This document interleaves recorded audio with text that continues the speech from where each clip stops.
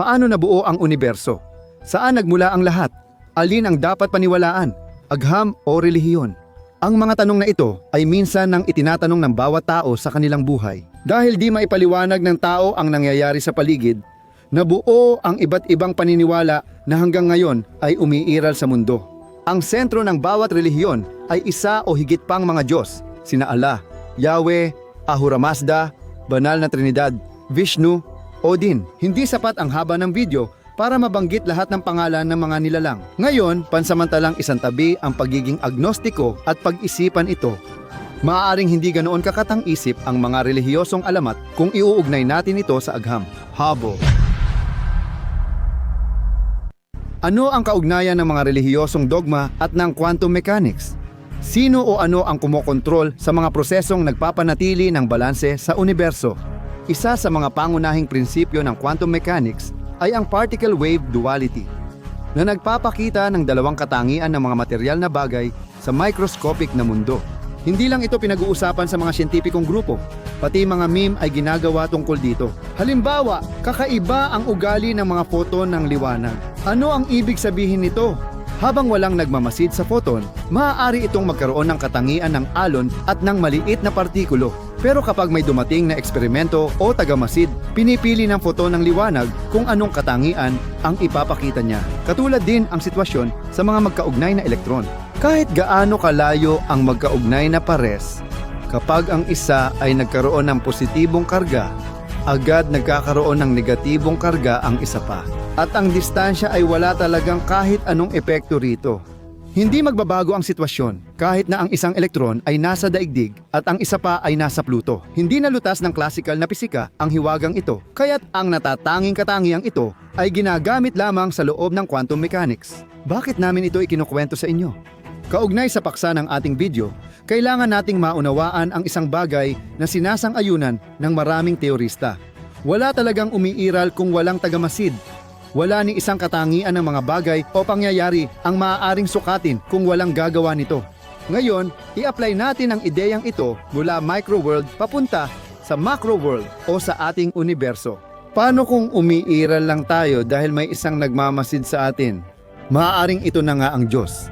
Hayaan ninyong lumalim muna ang ideyang ito. Sa salitang Diyos, hindi natin tinutukoy sina Shiva, Krishna o Marduk. Maaaring iba ito. Pero ano nga ba? At nasaan ito? Ayon sa maraming relihiyon, ang mundo ay nagmula sa kaguluhan na pinapatunayan ng makabagong pag-aaral. Totoo, marami ng dagdag na detalye sa teorya na di inisip ng mga sinaunang tao. Ano nga ba ang kaguluhan? Ito ay napakaraming dami ng mga quantum na partikulo na nasa superposisyon. Ang terminong ito ay tumutukoy sa tinatawag na hindi pa natutukoy na mga partikulo, na ang mga katangian ay hindi nasusukat dahil walang tagamasid. At pagkatapos ng ang Diyos o ang tagamasid, tawagin mo kung ano ang gusto mo, ay lumitaw.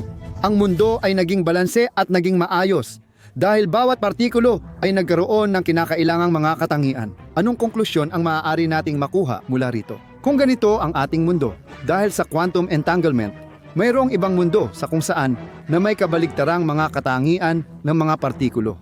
O baka magkatulad, pero iba pa rin kumpara sa atin. Ibig sabihin, habang pinapanood mo ito, sa ibang universo, natutulog ka, umaakyat ng bundok, o baka isa kang matandang babaeng 85 taong gulang. Sa quantum physics, lohikal ang lahat dahil ang mga partikulo bago obserbahan ay maaaring umasta sa kahit anong paraan na ipinapakita ang iba't ibang katangian. Mainam maalala ang pusa ni Schrödinger dito.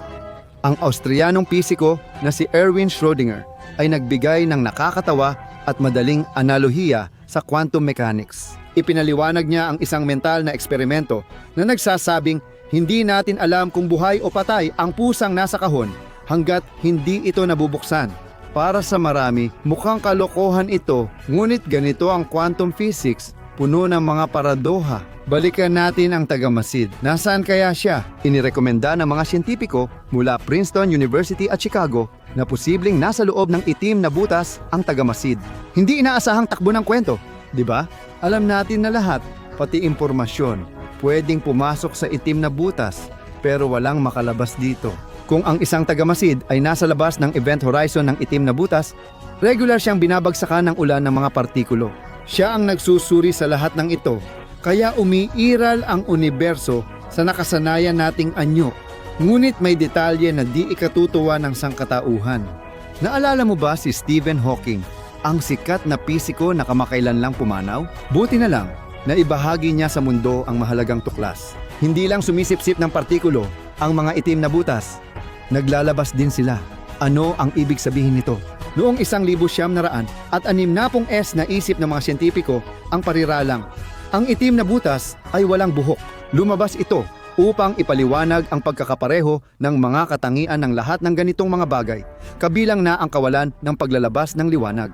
Noong 1975, pinabulaanan ni Stephen Hawking ang konklusyong ito. Nalaman niya na malapit sa event horizon ay may mga quantum effect na nagdudulot ng unti-unting pag-evaporate ng impormasyon mula sa mga itim na butas. Tinawag ang mga partikulang ito na malalambot na photon o buhok na nagpapahiwatig ng hindi eksaktong dating pahayag ng mga pisiko. Ang problema ay halos wala ng enerhiya ang mga photon na ito, kaya hindi sila nakikita ng mga makabagong kagamitan. Kung matuklasan sila, mawawala ng saysay ang pagtatangkang kumuha ng impormasyon sa mga photon na iyon. Walang saysay na tukuyin ang nasunog sa apoy sa pamamagitan lang ng pagtingin sa usok. Paano ito konektado sa ating paksa? Kung ang mga itim na butas ay sumisingaw, ibig sabihin sa huli ay mawawala rin sila at kasama nila ang mga tagamasid. Ano kaya ang anyo ng universo? Mananatili kaya itong umiiral sa prinsipyo? Ano mangyayari kung ang mga partikula mula sa itim na butas na nasa superposisyon ay lumipat sa ating realidad at magkaroon ng tiyak na katangian? Hindi ba nito mababago ang universo? Kung ang distansya ay walang halaga para sa mga photon, napatunayan na ito ng ilang mga eksperimento. Ibig sabihin, ang magkaugnay na pares ng mga partikula na galing sa itim na butas ay maaaring mapunta kahit saan. Kaya, kapag nagbago ang katangian ng isang partikula, magbabago rin ang isa pa. Magkaugnay sila dahil sa hindi nakikitang hibla. Isang hindi inaasahang banta sa ating katatagan. Tanggap ng lahat na sa loob ng daang gatas ay mayroong napakalaking itim na butas na tinatawag na Sagittarius A. Siyempre, tulad ng iba, unti-unti rin itong naglalaho. Ayon sa kalkulasyon, mawawala ang bagay na ito sa loob ng isang gugol na taon, isang bilang na may 100 zero pagkatapos ng isa. Sigurado ba tayong alam na natin ang lahat tungkol sa mahiwagang lagusan para makapagbigay ng malalim na konklusyon? Halimbawa, noong taong 2022, natuklasan ng mga astropisiko ang isang gumagalang itim na butas na kasalukuyang naglalakbay sa kalawakan ng daang gatas. Malaki ang tsansa na itinapon ito mula sa sarili nitong galaksya. Maaaring ang isang tagamasid na nasa loob nito ang nagpasya na maglakbay at silipin ang kanyang mga nasasakupan. Mahalagang maunawaan na ang kakulangan ng kaalaman tungkol sa mga itim na butas ay maaaring magdulot ng iba pang mga suliranin sa impormasyon. Paano natin nalalaman na unti-unting naglalaho ang mga itim na butas? Maaaring ang ilan sa kanila ay kayang gawin ito ng mas mabilis? At ano ang mangyayari kung karamihan sa kanila ay maglalaho? Sino ang magmamasid sa ating universo upang mapanatili ang balanse ng mga partikulo? Batay sa quantum physics, kapag naputol ang ugnayan ng tagamasid at partikulo, bumabalik ang bagay sa superposisyon. Ano kaya ang magiging anyo ng ating mundo? Magiging isang walang anyong kaguluhan ba ito? O isang universo na may ibang pisikal na katangian? May mga siyentipiko na hindi sang-ayon sa ganitong pananaw. Halimbawa, kumbinsido si Roger Penrose ng Oxford na hindi kailangan ang mga tagamasid. Ayon sa kanya, nagmamasid ang partikulo sa sarili dahil sa grabidad at tinatanggap ang isa sa posibleng anyo. Pero mas mukhang walang saysay ang teoryang ito kaysa sa nauna at taliwas pa sa resulta ng siyentipikong pananaliksik. Nagbibiro ang mga pisiko na mas mabuting hindi huminga habang ginagawa ang eksperimento sa superposisyon dahil nilalagay ang partikulo sa vacuum para sa pag-aaral. Biglang sinabi ni Penrose na kayang gawin ng partikulo ang lahat mag-isa. Kaya, maaapektuhan ba ng pagkawala ng mga itim na butas ang kalagayan at mga katangian ng universo na alam natin ngayon? Kailangan ba natin ng tagamasid? Narito pa ang isang teorya. Kung paniniwalaan natin ito, hindi lang mga itim na butas ang maaaring gumanap bilang tagamasid. Kaya itong gawin ng kahit anong event horizon na nagpapahintulot sa impormasyon na maglakbay sa isang direksyon lang. Gawin natin ang isa pang thought experiment. Ipalagay natin na gumagalaw ka sa kalawakan na may tuloy-tuloy na pagbilis. Sa huli, darating ang punto na kahit ang poton ng liwanag ay hindi ka na kayang habulin. Kung sa sandaling iyon ay lumingon ka pabalik, makikita mo ang isang haka-hakang hangganan na wala ng kahit ano sa mundo ang kayang lampasan. Dahil walang kahit anong bagay sa universo ang mas mabilis pa sa bilis ng liwanag. Tinatawag itong abot tanaw ng Rindler. Para sa atin, ang hangganan ng nasasaksihang universo ang gumaganap din ng papel na iyon. Ang dahilan dito ay ang oras na kailangan ng photon para marating ang hangganan ng nakikita nating mundo ay katumbas ng edad ng universo mismo.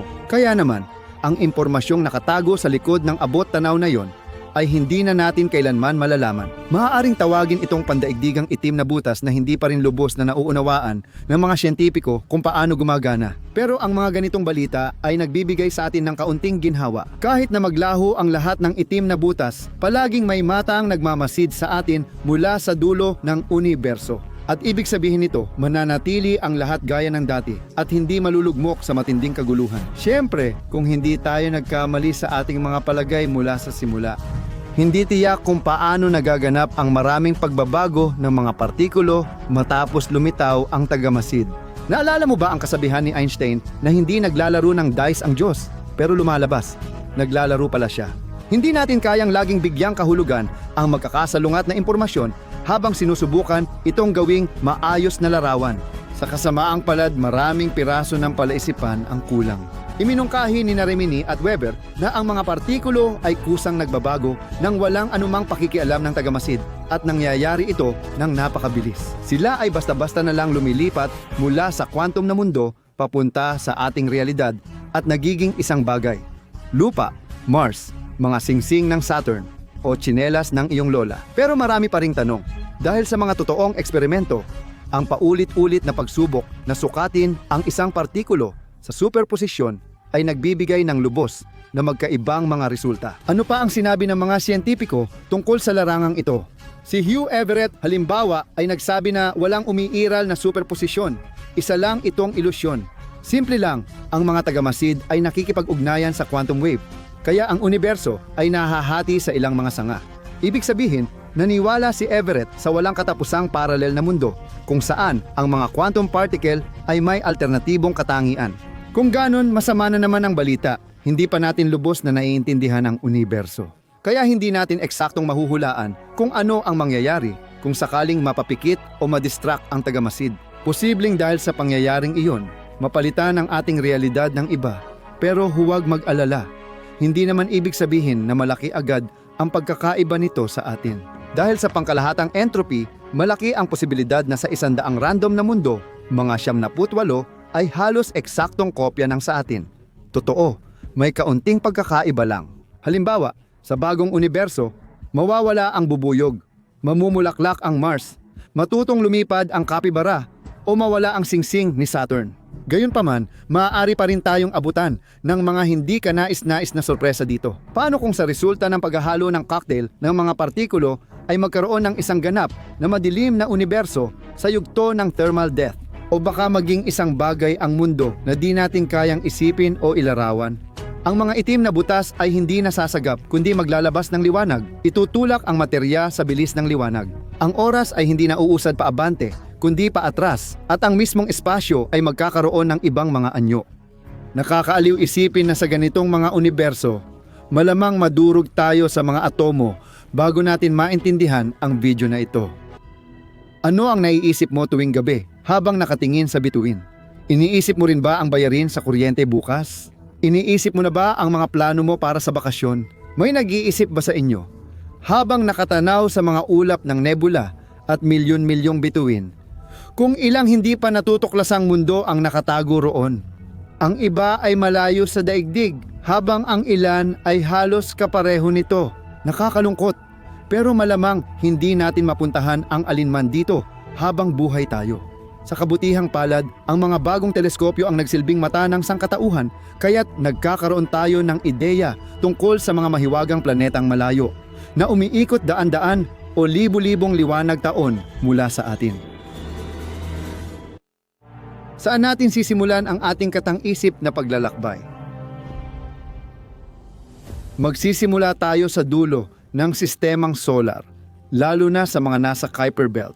Matatagpuan ang napakalaking kumpol na ito ng mga duwending planeta, pati na rin ng mga yelong at batong piraso ng mga asteroid. Sa 30 astronomical units mula sa araw, napakalawak ng Kuiper Belt. Daan-daan beses itong mas malaki at mas mabigat kaysa asteroid belt na nasa pagitan ng Mars at Jupiter. Dito sa kanyang mga bisig umiikot ang mga kakaibang duwending mundo tulad ni Haumea, Gangan, Makemake o Quabar.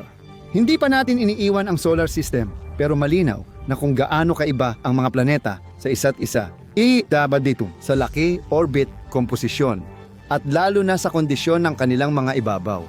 Halimbawa, sa Haumea, 4 na oras lang ang isang araw. Dahil dito, ayon sa computer modeling, ang hugis nito ay malapit sa Jacobi ellipsoid. Heto naman si Makemake, isang nagyelong mundo na ang temperatura sa ibabaw ay halos umabot sa absolute zero at mga -200 at 40 degrees Celsius. Natatakpan ng mga bundok ng yelo ng methane ang planeta at ang atmosfera nito ay karaniwang carbon monoxide. Hindi masyadong kaaya-ayang lugar, hindi ba? Katulad na tanawin, ang makikita rin sa iba pang kilalang duwending mga celestial na katawan sa Kuiper Belt. Kaya huwag na tayong magtagal dito. Magpatuloy tayo, lampas sa hangganan ng solar system. Ang susunod sa ating daraanan ay ang triple star system na Alpha Centauri, ang pinakamalapit sa ating araw. Paligid ng bawat bituin may umiikot na mga planeta, isang pamilyar na tanawin. Ang kilalang exoplanet ay Proxima Centauri b. Halos 40 trilyong kilometro ang layo nito at sa ngayon, hindi pa natin kayang marating ang ganitong distansya.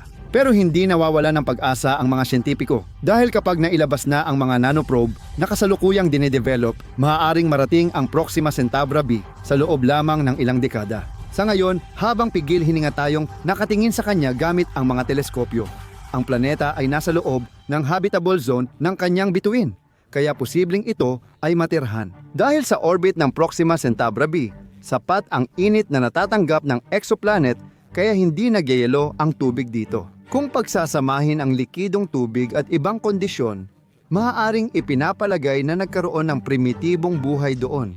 Sa kabila ng dami ng ultraviolet na radyasyon mula sa pangunahing bituin. Iyon na ba lahat? Siyempre, hindi. Lumalalim tayo sa kalawakan at ngayon ay nasa harap natin si Gliese 4 na 36b, isang planeta sa sistema ng pulang duwende. Hindi 4, kundi 33 liwanag na taon. Ang layo nito, mas malayo kaysa Proxima Centauri b. Ang planetang ito ay halos kasing laki ng Neptune. Pero malamang, hindi na ito magtatagal. Unti-unting kinakain ni Gliese 436b ng sarili nitong pangunahing bituin. Napagpasyahan ito ng mga siyentipiko dahil sa napakalaking buntot ng gas na umaabot ng milyong-milyong kilometro sa likod ng planeta. Sa ibabaw ng bagay na ito, may kakaibang fenomenon, mainit na yelo. Ang halos diamante nitong estruktura ay hindi nasisira kahit pa umabot sa 300 degrees Celsius ang temperatura at napakatinding presyon. Kung may nabubuhay man doon, mahirap isipin kung anong uri ng buhay ang pwedeng umunlad sa ganoong kondisyon. At oo, ang mga naninirahan sa Gliese 436b ay kailangan huminga ng purong helium. Kaya't magmadali tayong lisanin ang mundong ito na malamang ay wala ng pag-asa at pumunta tayo sa sistemang bituin ng TRAPPIST-1. Sa tingin mo ba, mas maganda ang mga posibilidad na naghihintay sa atin dito? Nagkakamali ka.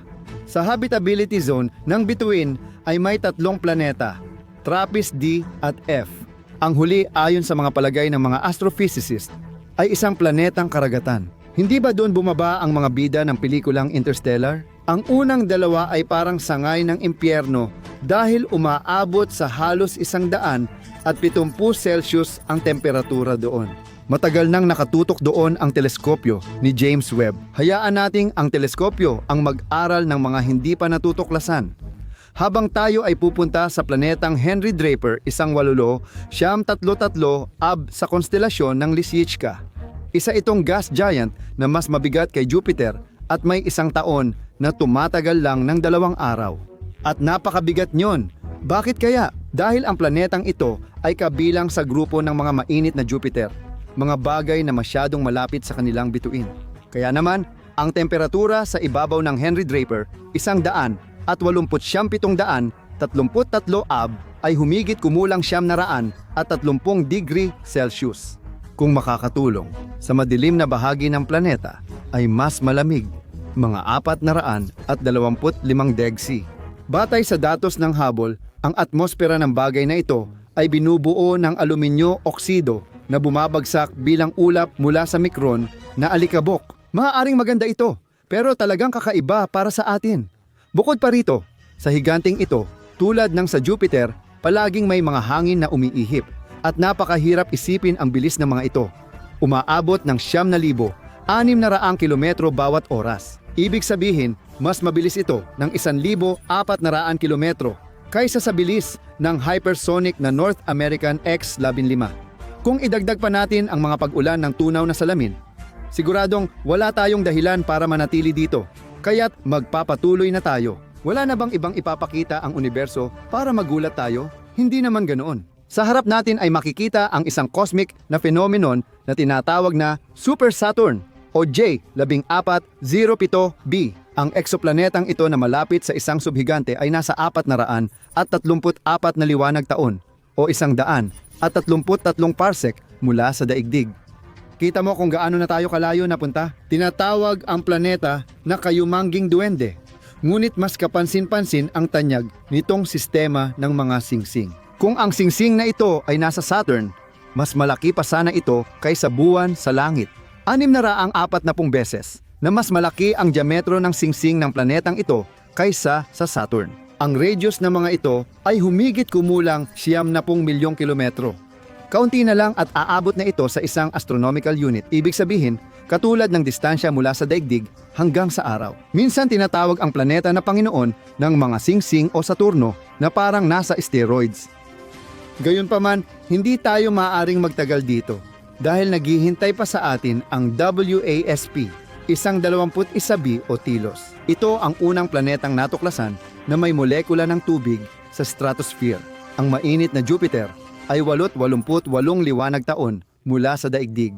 Bukod sa tubig, natagpuan din sa stratosphere ng planeta ang vanadium, titanium oxide, nickel at chromo.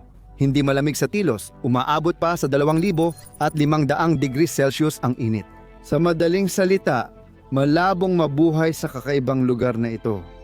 Mukhang oras na para tapusin ang paglalakbay.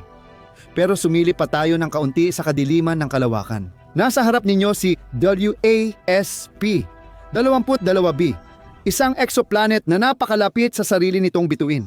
Ang ibabaw ng planetang ito ay napakainit at kinakain din ito ng sarili nitong bituin, katulad ng nangyayari sa Gliese 436b.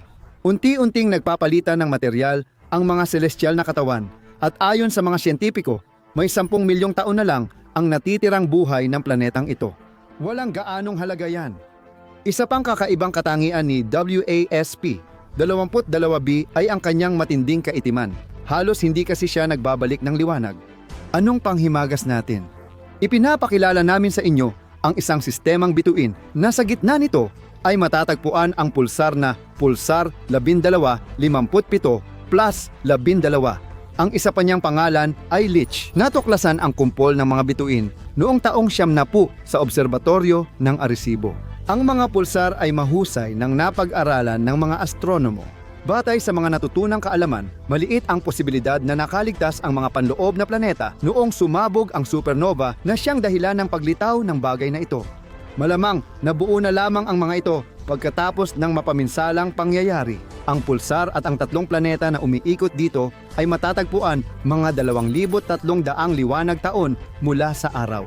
Ang mga bagay na ito ay tinatawag na Draugr, Poltergeist at Phobetor. Magsimula tayo sa mga pangalan. Ang Draugr ay nabuhay na bangkay mula sa epikong Scandinavian na kahawig ng vampira, habang si Phobetor ay Diyos ng mga bangungot ayon kay Ovidio. Wala nang masyadong kailangang sabihin tungkol kay Poltergeist. Kilala na ng lahat ang maingay na espiritong ito. Bakit nga ba kakaiba at nakakatakot ang pangalan ng mga planeta? Sa totoo lang, logical naman ito. Ang totoo niyan, ang pulsar o neutron star ay ang huling yugto ng buhay ng isang bagay na kulang ng kaunting masa para maging isang itim na butas. Ibig sabihin, umiikot ang mga planeta sa paligid ng patay na bituin. Tanging mga hindi buhay na nilalang lang ang pwedeng lumapit dito. Kung babalik tayo mula sa mistisismo patungo sa agham, masasabi nating napakahirap tawaging mga eksoplanetang angkop sa buhay ang Draugr, Poltergeist at Fobetor. Una, masyado silang malapit sa kanilang bituin. At kung isa sa alang-alang na regular itong pumipintig, parang may walang katapusang disko sa ibabaw ng mga planetang ito araw at gabi. Pangalawa, ang neutron star ay naglalabas ng napakataas na frequency ng mga alon. Kaya't ang mga planeta ay parang nasa loob ng isang higanting microwave oven.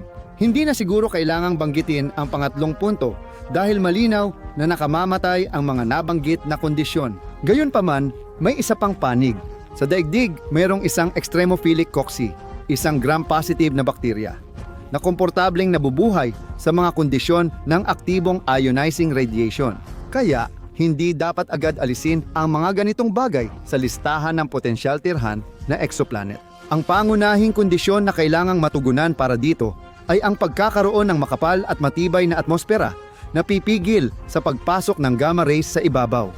Sa puntong ito, maaari na nating tapusin ang ating paglalakbay. Mas mainam maglagay ng tutuldok dahil tuloy pa rin ang paghahanap ng exoplanet. Wala. Anong mga asosasyon ang pumapasok sa isip mo kapag binanggit ang salitang ito? Wala, kawalan, vacuum, kamatayan, mundo na hindi umiiral. Mayroon bang materya doon? Maaari ba nating gamitin ang konsepto ng espasyo sa ganitong kaso? At syempre, maaari ba nating sukatin ang oras doon? Ang siyentipikong komunidad ngayon ay naniniwala na ang universo ay hindi palaging umiiral. Pero ano nga ba ang meron bago iyon? Ano nga ba ang itsura ng wala? Noong dekada 70, inisip ng pisikong si Alan Guth ang tanong, ano ang likas na katangian ng magnetic monopolies? Sa totoo lang, ang mga magnetic monopole na ito ay halos katulad ng mga electric charge. Ibig sabihin, mayroong parehong positibo at negatibong mga charge. Para kay Guth, tila hindi makatuwiran ang katotohanan sa kabila ng lahat ng ito, ang mga magnetic monopole ay walang hilaga o timog. Ibig sabihin, sila ay isang panig lamang. Anong koneksyon nito sa universo? Malalim na nag-isip si Guth. Sa paglawak at paglamig ng kalawakan, dapat mayroong puwersang kasali na parang nasa pagitan ng electrical at magnetic na puwersa. Pero tiyak nating alam na may mga kargang elektrikal sa universo noon at hanggang ngayon. Pero malamang, wala ni isang monopole doon. Kung hindi ganoon, sana ay natuklasan na ito ng mga siyentipiko sa ngayon. Noon, ipinahiwatig ni Guth na maaaring sa isang partikular na yugto ng pag-unlad ng universo, bigla itong nagsimulang lumaki ng mabilis. Kasabay nito, bumaba rin agad ang bilang ng monopole. Ito ang teorya ng inflation ng universo. Maaari rin nitong ipaliwanag ang ibang aspeto ng kalawakan, tulad ng kung bakit pare-pareho ang estruktura ng universo sa anumang distansya. Makatuwiran sanang isipin na sa proseso ng paglawak, hindi magiging pare-pareho ang densidad ng universo. Napagpasyahan ni Guth na ang ganitong mabilis na paglawak ang siyang nagdulot ng pare-parehong densidad. Kung sa isang bahagi ay bahagyang naiiba ang densidad, ang lugar na iyon ay papasok sa yugto ng inflasyon na siyang nagpapahinto sa pagbabago ng densidad. Dahil sa mga prosesong ito sa universo, gamit ang mga puwersa ng grabidad, nabuo ang mga unang bituin, galaksiya at iba pang mga bagay sa kalawakan. Kamangha-mangha kung gaano kaayos gumana ang lahat ng proseso sa mahirap na bagay. Ngunit dito tayo napupunta sa pinakapangunahing tanong, kung bakit natin sinimulan ang ating kwento. Paano nagsimula ang pag-usbong ng universo? 1973 taon. Sa isang lektura tungkol sa kosmolohiya ni Professor Denis Yam, may isang estudyante na nagsabi ng isang nakakatuwang pahayag. Maaaring ang universo ay isang fluktuasyon ng vacuum. Ang nagsabi nito ay si Edward Rayon, isang estudyante at magiging siyentipiko. Kahit hindi ito pinansin ng iba, makalipas ng ilang buwan ay naglabas si Rayon ng publikasyon ukol sa paksang ito.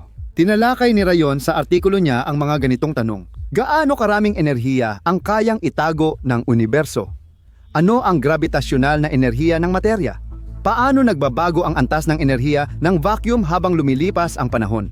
At paano ito sumasalungat sa batas ng konserbasyon ng enerhiya? Ganito ang naging konklusyon ng siyentipiko.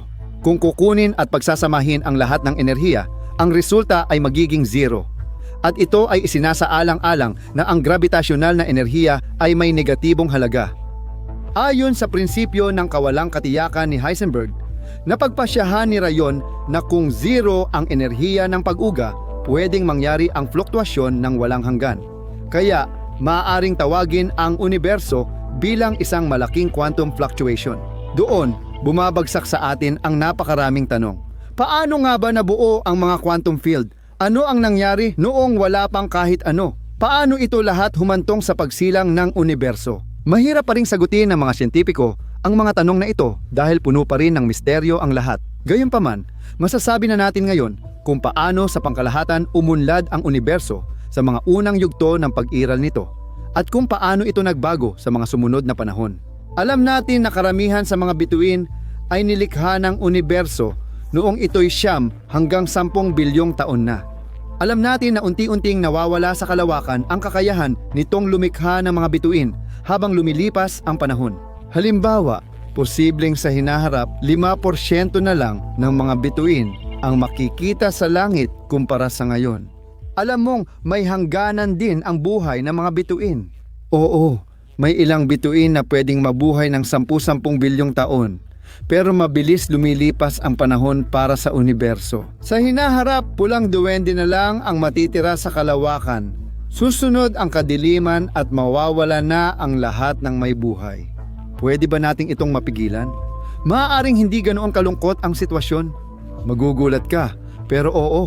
Ayon sa prinsipyo ng kawalang katiyakan ni Heisenberg, habang bumababa ang temperatura ng bituin, lumiit ang distansya ng proton at elektron at bumibilis ang galaw ng elektron.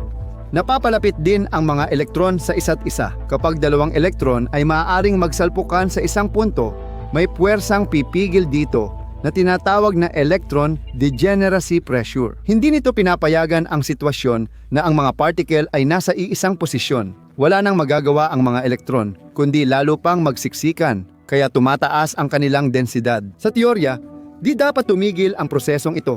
Pero hindi ito kasimple. Dito, kailangan nating maintindihan kung gaano katatag ang mismong materya. Itinuturing natin ang proton bilang hindi na mahahating partikulo, pero may palagay na sa totoo lang, hindi ito ang kaso. May teorya na maaaring maganap ang pagkabulok ng proton dahil sa mga hindi pa kilalang nakatagong puwersa. Sa isang punto, mawawala na lang ang materya na ang matitira na lang ay mga itim na butas. Hindi lang ito tungkol sa epekto nito sa kalawakan. Tandaan na ang pagbabago ng enerhiya ng vacuum ang dahilan kung bakit hindi habang buhay ang mga itim na butas. Ayon kay Stephen Hawking, unti-unting nawawala ang mga itim na butas. Darating ang panahong mawawala na lahat ng itim na butas sa universo. Noong ika-20 siglo sumiklab muli ang larangan ng pisika at naging usap-usapan ang teorya ng lahat. Inaasahan na ang teoryang ito ang mag-uugnay sa teorya ng grabidad ni Einstein at sa quantum na pisika. Noong panahong iyon, imposible pa ito, ngunit marami ang naniniwalang darating ang panahong lilitaw ang ganitong teorya. At syempre, makakatulong ito para magkaroon ng malaking pag-usbong sa agham. Kasabay nito, ang bersyon na lahat ng mga particle na alam natin ay bersyon lang ng isang pangunahing particle ay hindi pa rin tumutugma sa katotohanan.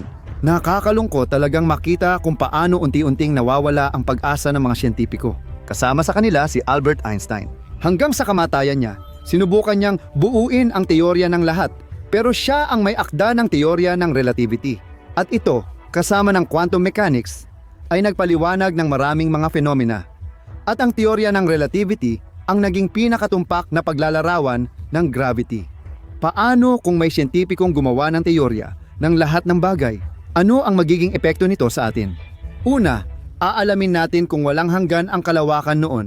Pangalawa, kung walang hanggan din ang mga itim na butas. At ang pinakamahalaga, maiintindihan natin kung ano ang mangyayari kapag namatay ang universo at kung may iba pang mga universo bago pa man lumitaw ang atin.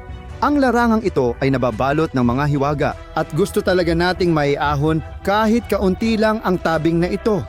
Paano kung malaman natin na ang paglitaw ng ating universo ay isa lang palang aksidente? Sa kahit anong kaso, umaasa tayong balang araw ay malalaman natin ang sagot sa tanong na ito. Tumingin ka ngayon mismo sa bintana. Nandoon ba ang buwan sa langit? Kung nandoon, mas malaki ba ito kaysa dati? Kung oo, may masamang balita kami para sa iyo. Noong 2003 taon, ipinalabas ang pelikulang Bruce Almighty at ang sino mang nakapanood nito ay tiyak na kahit sandali ay inisip ang sarili bilang Diyos na kayang maghagis ng laso sa buwan at hilahin ito papalapit sa daigdig. Pero kahit sa pelikula, ang kaunting paglapit ng ating buwan sa planeta ay nagdulot ng sunod-sunod na mga sakuna. Ano ang mangyayari kung ang buwan ay lumaki ng 3 beses sa abot tanaw o halos mapuno ito? At paano kung bumangga ang buwan sa daigdig? Posible ba ang ganitong senaryo? Tara, isa-isahin natin. Alam nating lahat na ang buwan ay likas na satellite ng daigdig na nasa layong 384,467 kilometro mula sa atin kung susukatin mula sa gitna ng mga celestial na katawan. Ano nga ba ang matatawag na paglapit ng ating satellite? Kung ang distansya ng buwan at daigdig ay lumapit ng 20,000 kilometro, malaki ang magiging epekto nito sa ating buhay at hindi ito maganda para sa atin. Para sa simula, alamin natin kung ano ang papel ng ating satellite. May ilang bagay na alam na natin mula pa noong tayo'y nag-aaral sa paaralan. Dahil sa buwan, 2 beses kada araw tumataas at bumababa ang tubig sa daigdig. Kapag mas lumapit ang buwan, lalakas ang mga alon. Halimbawa, kung mas malapit ito ng 2 beses, 8 beses na mas tataas ang mga alon. Sa madaling salita, maraming baybaying lugar ang malulubog sa tubig sa halos buong araw at sa huli, magiging hindi na angkop para tirhan. Hindi lang Maldives at mga isla ng Oceania ang nanganganib. Pati rin Netherlands, malaking bahagi ng London, Jakarta, Dhaka, Bangkok, Venice, Houston, Lagos at Alexandria. Maraming rehiyon sa China, Vietnam, India at iba pang mga bansa ang maaapektuhan. Ang kabisera ng Cuba, Havana, ay posibleng lumubog sa tubig. Maging ang Dubai at ang Burj Khalifa ay babahain. At ang disyerto ay magiging ilalim ng dagat. Bilyon-bilyong tao ang mawawalan ng tirahan at kabuhayan. Hindi ito sipi mula sa script ng Catastrophe 2012, posibleng maging realidad natin ito. Mula sa kailaliman ng dagat, lilipat ang mga isda sa baybayin at makikita natin ang mga nilalang sa karagatan na karaniwang hindi natin nakikita. Ito marahil ang nag-iisang medyo positibong bagay sa naganap na mapaminsalang sitwasyon. Ngunit hindi magtatagal ang saya ng mga tao sa panunood ng isa pang isdang may mahabang nguso. Mas matindi pa ang susunod. Balikan natin muli ang agham. Ano pa ang naaapektuhan ng buwan bukod sa dagat? Ang puwersa ng alon nito ay hindi lang sa tubig, kundi pati sa lupa. Kaya, kung lalapit pa sa atin ang buwan, kahit kaunti lang, lalo na kung kalahati ang layo nito, tiyak na magsisimula ang sunod-sunod na lindol at pagsabog ng mga bulkan sa mundo. At kung biglang lumapit ang buwan na halos imposibleng mangyari ayon sa pisika, ang epekto nito ay parang isang dambuhalang martilyo ang tumama sa isang napakalaking gong. Ang malalakas na alon ng enerhiya mula sa pinalakas na grabidad ng buwan dahil sa paglapit nito ay hahaluin ang kailaliman ng mundo na parang di nakikitang kutsara, magdudulot ng malalaking bitak sa crust at bubulwak ang nagbabagang magma. Lalaganap ang matinding takot sa buong mundo. Magdudulot ng hindi masukat na gulo at magtatanim ng kawalan ng pag-asa sa puso ng bawat tao na sa kung anong himala ay nakaligtas sa gitna ng kaguluhang ito. Ang ating planeta ay magiging parang kopya ng Jupiter Moon na Io na magpapahirap dito maging angkop sa buhay. Mga lindol, pagsabog ng bulkan, pagbaha. Iniisip mo ba na ito lang ang mga sorpresa na dala ng papalapit na buwan sa mundo? Hindi ka pa kailanman nagkamali ng ganito. Ang planeta natin ay iikot ng mas mabagal sa bawat 1,000 kilometro ng paglapit ng buwan. Ang totoo, ang alitan na nagmumula sa pakikisalamuhan ng tubig at ng ilalim ng karagatan ay lalakas na siyang magpapabagal sa ating planeta. Sa ganitong kaso, maiipon ang mga karagatan sa mga polo kaya magkakaroon ng mga timog arktikong lawa. Sa Ecuador naman, lilitaw ang malaking kontinente na parang kamag-anak ng Pangaya. Dahil gawa sa iba't ibang bato ang mga layer ng daigdig, bumabagal ang mga ito sa iba't ibang bilis at nagdudulot ng matinding alitan. Ibig sabihin, mas madalas na mararanasan ang mga lindol, pati na rin ang mga pagsabog ng bulkan. Magtatanong ka siguro, nailista na ba natin lahat ng banta sa ating kaligtasan? Sa kasamaang palad, hindi pa. Kapag bumagal ang pag-ikot ng daigdig, hihina ang magnetic field nito at mawawalan tayo ng depensa laban sa solar radiation. Sa ganitong kondisyon, maghahari agad ang pandaigdigang Chernobyl sa mundo. Gayon din, Kung patuloy na lalapit ang buwan, mababago ang nakasanayang haba ng araw at gabi sa mundo. Pwedeng tumagal ito ng 6 na buwan. Isipin mo, 6 na buwan ng matinding init sa mundo, 55 degrees Celsius. Tapos 6 na buwan din ng matinding lamig, pero may minus na tanda. Gusto mo bang tumira sa ganitong planeta? Bilang pampalubag loob, dapat tandaan na kung dahan-dahan mangyari ang mga nabanggit na pagbabago, magdudulot ito ng ilang tiyak na evolusyonaryong pagbabago sa mundo ng mga hayop. Halimbawa, mas epektibo nang manghuli sa gabi ang mga mandaragit, habang mas sanay magtago ang kanilang mga biktima. Posibleng lumipat ang mga tao ng tirahan sa ilalim ng lupa. Naalala agad natin ang nobela ni Glukhovsky na Metro 2033. Hindi magtatagal, maaari itong maging napakahalagang gabay sa kaligtasan. Hindi pa ito ang lahat ng masamang balita para sa mundo, pero pwedeng pagtalunan pa ito ngayon.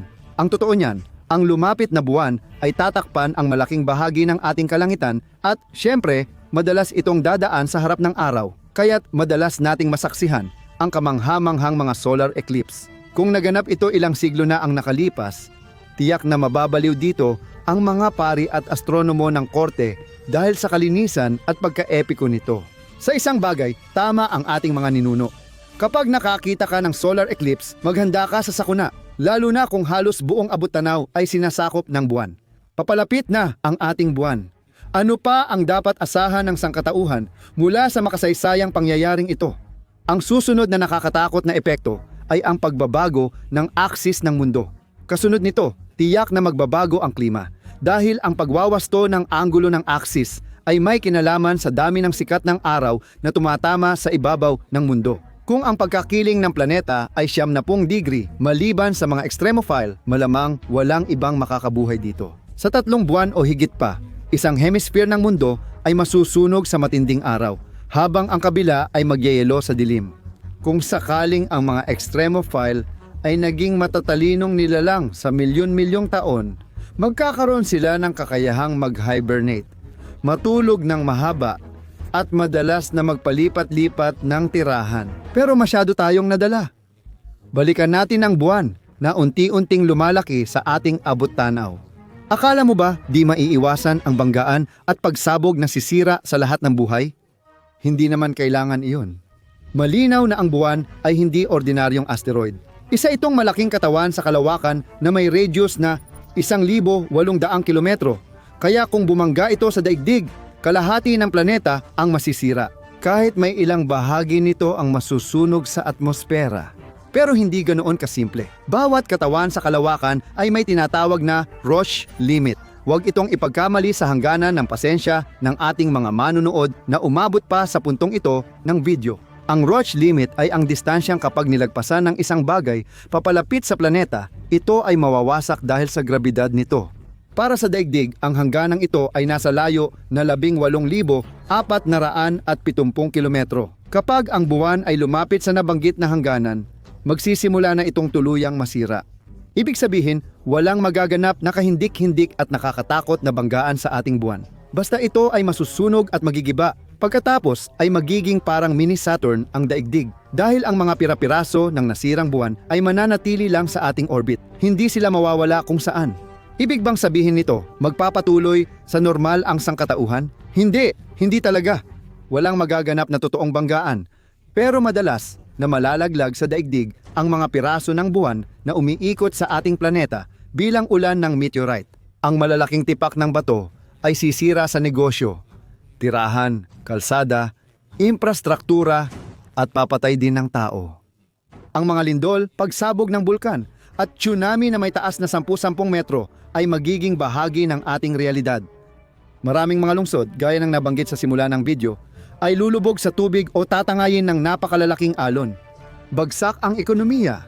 Sa orbit ng mundo, masisira lahat ng artipisyal na satellite, kabilang ang pandaigdigang istasyon ng kalawakan. Parang walang kwentang basura, wawalisin ng mga piraso ng buwan ang lahat. Dahil dito, ang nakasanayan nating buhay na may internet, geolocation at gumaganang mga paliparan ay tuluyan ng mawawala. Sa paglipas ng panahon, dahil sa tuloy-tuloy na pambobomba, magiging parang buwan na winasak nito ang mundo, patay at puno ng mga bunganga ang ibabaw. Malinaw na sa ganitong kalagayan, gagawa ng paraan ang mga tao para makaalis sa namamatay na planeta. Ano sa palagay mo, Elon Musk? Saan naman tayo pupunta? Hindi sigurado na sa oras na lumapit ang buwan sa daigdig, mayroong gumaganang kolonya sa alinmang exoplanet o kahit sa Mars. At kung magkakaroon man, malinaw na karamihan sa mga karaniwang tao ay siguradong hindi makakarating doon. Gayunpaman, kalma lang. Ang ganitong madilim na senaryo ay posible lang sa teorya dahil napakaliit ng posibilidad nito. Una, masusing minamasdan ng mga astronomo ang buwan dahil ito ang pinakamalapit na malaking bagay sa atin. Siguradong alam ng siyentipiko na sa susunod na milyong taon, mananatili ang buwan sa orbit nito. Siyempre, ang kalawakan ay isang lugar na maraming hindi inaasahang pangyayari. Kaya ano nga ba ang maaaring magdulot ng paglapit ng buwan sa daigdig? Sabi ni Neil Cummins, isang pisiko sa Universidad ng Estado ng Maine, malamang na may asteroid na dadaan malapit sa buwan. Maaaring itulak nito ang buwan papalapit sa atin. Sa ganitong kaso, talaga namang unti-unti nang gagalaw ang buwan papalapit sa daigdig. Ang paglapit ay magiging sobrang bagal, pero dapat agad magsimulang maghanda ang mga tao sa mundo para sa mga magiging epekto nito. Handa ka na ba para dito? Isulat mo sa mga komento kung ano ang gagawin mo kapag nalaman mong ganito ang magiging kapalaran ng daigdig. Naisip mo na ba kung ano ang tunog ng boses ng universo? Paano kaya ito tunog? Marami siguro sa inyo ang magsasabi, walang tunog sa kalawakan, di natin maririnig sigaw natin doon. Ang slogan ng sikat na science fiction horror na dayuhan ay, sa kalawakan, walang makakarinig ng iyong sigaw. Siyempre, hindi maririnig ng tainga ng tao ang tunog sa pagitan ng mga galaksya, planeta at bituin. Gayunpaman, sa totoo lang, hindi ganoon kasimple ang lahat. Dapat tandaan na ang tunog ay isang panginginig na kumakalat bilang alon sa kalawakan. Para makapaglakbay ang mga alon ng tunog, kailangan nilang gumalaw sa isang partikular na daluyan. At ang daluyan na yon, halimbawa, ay maaaring maging interplanetaryong plasma. Madalas, may mga alon ng plasma mula sa araw na umaabot sa ating planeta. Napakabilis nila. 200 hanggang 700 at 50 kilometro bawat segundo dahil sa impluensya ng solar wind. Bukod dito, ang frequency nila ay mula 20 Hz hanggang 20 kHz na theoretical na naririnig ng tao. Sa kasamaang palad, napakakaunti ng mga ito ang umaabot sa ibabaw ng daigdig, kaya hindi talaga natin ito maririnig. Pero huwag kayong malungkot dahil sa ionosphere ng ating planeta, ang mga plasma wave ay nagiging mga radio wave. Dahil dito, mas napapalapit sa atin ang mga sikreto ng universo. Paano nga ba tunog ng universo? Paano ipinapakita ng mga tunog ang kasaysayan ng kalawakan? Magsimula tayo sa pinakaumpisa. Ngayon naririnig ninyo ang tunog ng malaking pagsabog.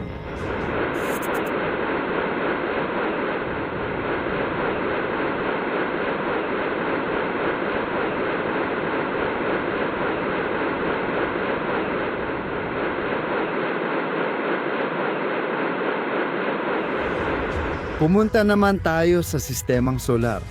Ganito ang tunog ng araw.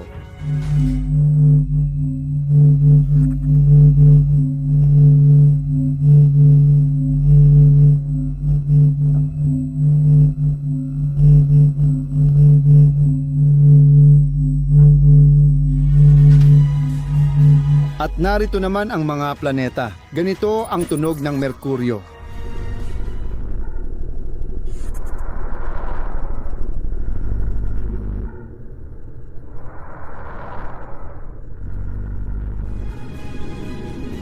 At ngayon narito naman si Venus.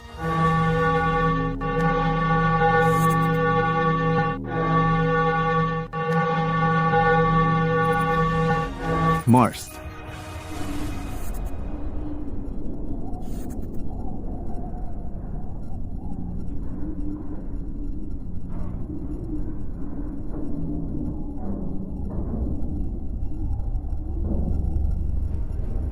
Saturno.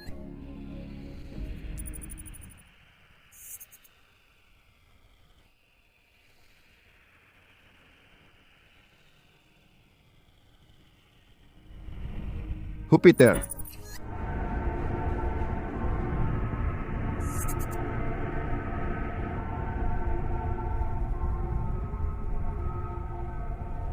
Uranus.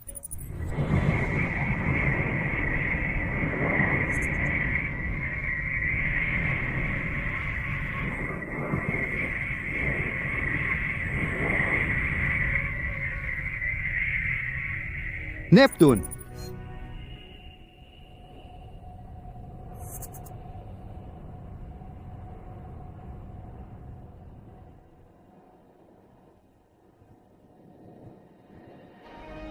Pluton.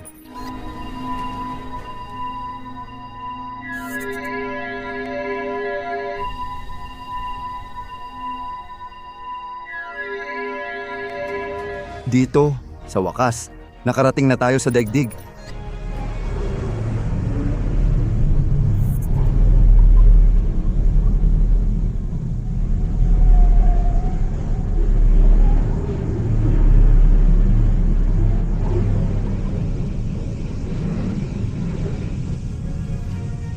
Ito ang mga tunog ng Ganymede, buwan ng Jupiter, at ang tanging buwan na may sarili nitong magnetospera.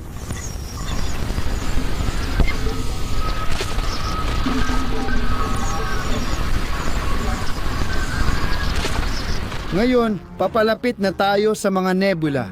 Hindi lang sila may kakaibang hugis, kundi naglalabas din sila ng mga nakakaintrigang tunog, nebula ng alimango.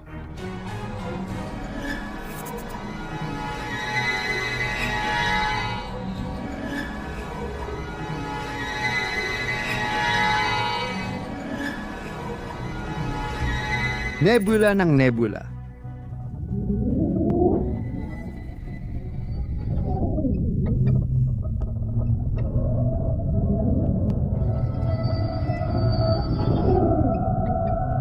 NGC 23, 72 o nebula ng Eskimo.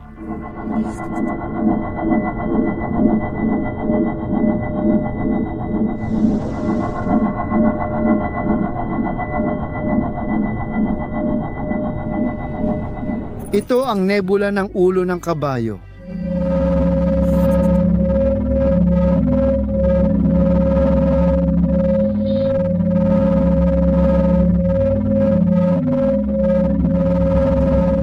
Ang kamanghamanghang itsura ng nebula na ito ay tinatawag na mata ng pusa, at ito ang tunog nito.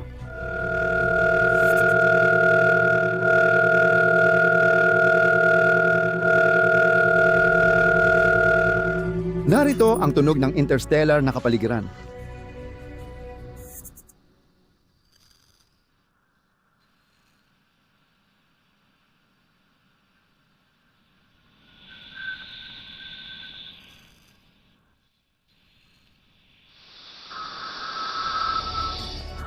Ito ang mga tunog ng hangin ng bituin.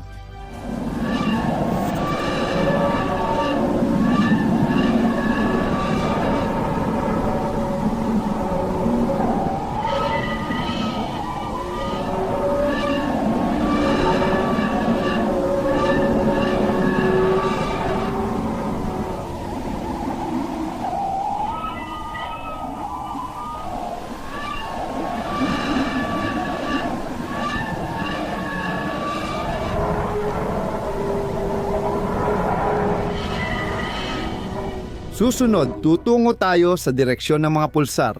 Heto sa harap ninyo ang pulsar. Pulsar 257 plus 2.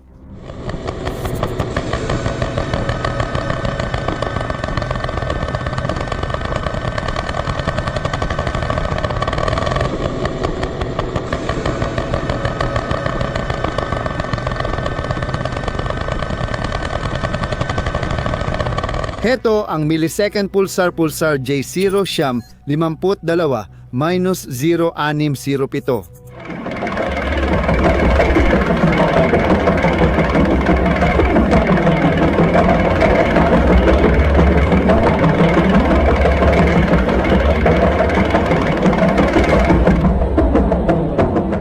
B0823 plus 26.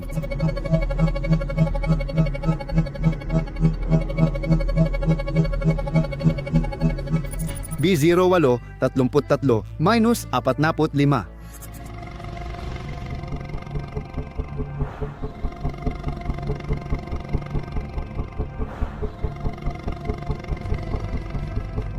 B0834 plus 6.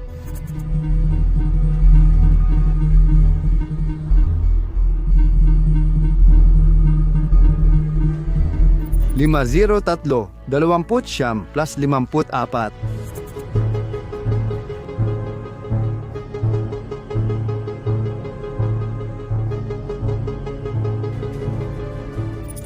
B0, 50 plus 08.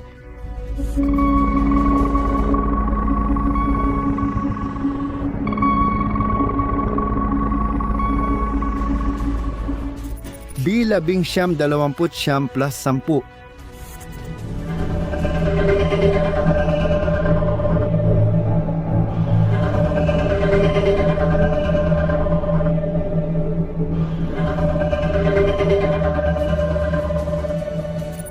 B05, 25 plus 21.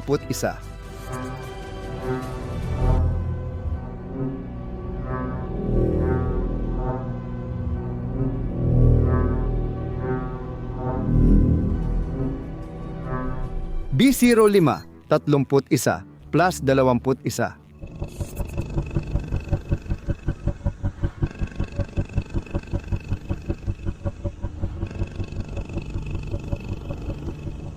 B080 plus 74.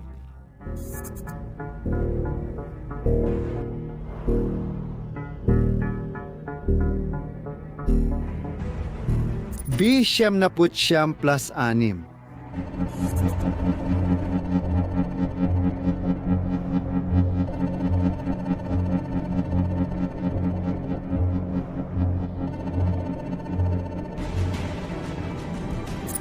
Isa ito sa mga quasar.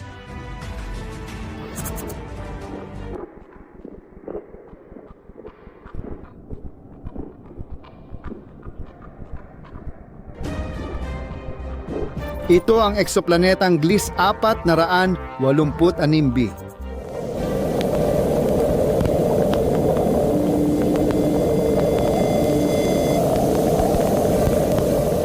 Ito ang itim na butas SS0014 plus 81.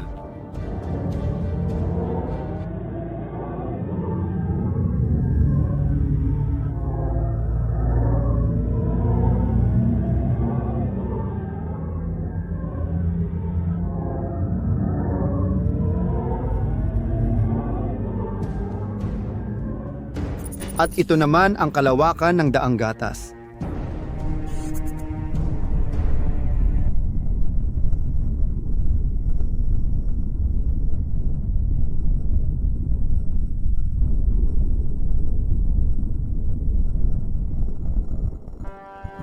Ang universo ay isang kamanghamanghang lugar. Hindi natin kailanman malalaman ang lahat ng mga lihim nito, pero kahit papaano ay kaya nating silipin ang ilan sa mga misteryo nito. At iyan ay laging kaaya-aya para sa isang mausisang isipan. Alin sa mga ipinakitang tunog ang pinaka-naka-impress sa iyo? Sa anong mga tunog sa mundo mo ito maihahambing?